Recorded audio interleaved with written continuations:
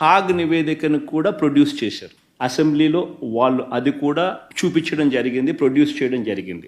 CAG రిపోర్ట్లో కూడా 2023-24 సంబంధించి accounts at a glance page number 18, page number 20 CAG రిపోర్ట్లో, page number 18, page number 20 CAG రిపోర్ట్లో కూడా వాళ్ళు కూడా ఇదే నెంబర్ను రాటిఫై చేస్తూ కాగ్ కూడా రిపోర్ట్ ఇచ్చింది.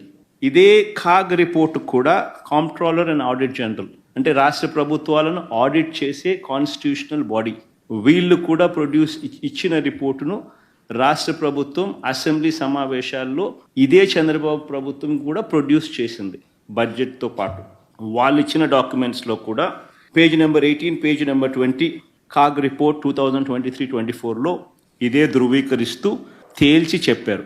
మళ్ళీ నేను ఇదే క్వశ్చన్ మళ్ళీ క్వశ్చన్ అది